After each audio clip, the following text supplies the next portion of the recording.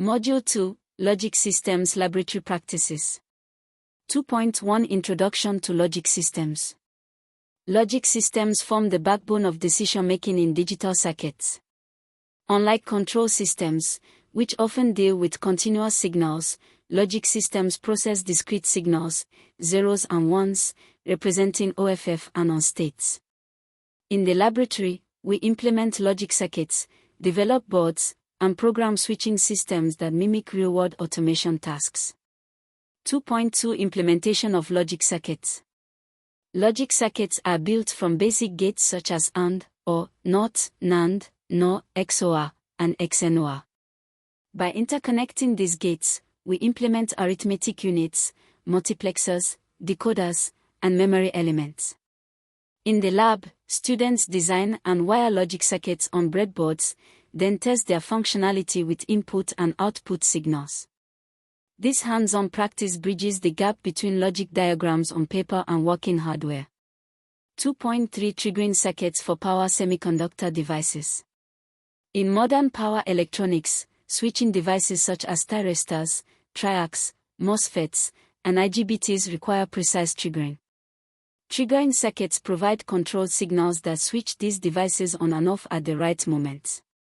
In the laboratory, students experiment with triggering methods for controlling power devices in converters, inverters, and motor drives. This is critical for learning how to safely handle high-power switching components. 2.4 Development of breadboards. The breadboard is a fundamental tool in electronics laboratories. It allows rapid prototyping of circuits without soldering.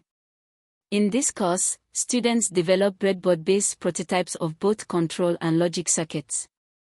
They learn proper wiring techniques, how to avoid short circuits, and how to systematically test each stage of a circuit. This practice prepares students for larger projects that require reliability and flexibility in design. 2.5 Programmed switching of devices. One of the most advanced aspects of this laboratory is programmed switching. Here, microcontrollers or microprocessors are programmed to generate control signals for switching devices. For example, a programmed system might switch a motor on when a sensor detects motion, or regulate power by adjusting the duty cycle of pulses. Through this experiment, students connect the dots between software and hardware, experiencing firsthand how digital programming influences physical device operation. In Module 2, we focused on logic systems laboratory practices. We studied the implementation of logic circuits, triggering of semiconductor devices, breadboard development, and programmed switching. These activities demonstrate how digital logic principles translate into real-world automation and control. Course conclusion. We have now completed the course on Control and Logic Systems Laboratory. In Module 1, we focused on control systems, measuring responses, applying compensation, analyzing nonlinear behaviors, testing DC motor control, and verifying servo motor performance with analog, hybrid, and digital controllers.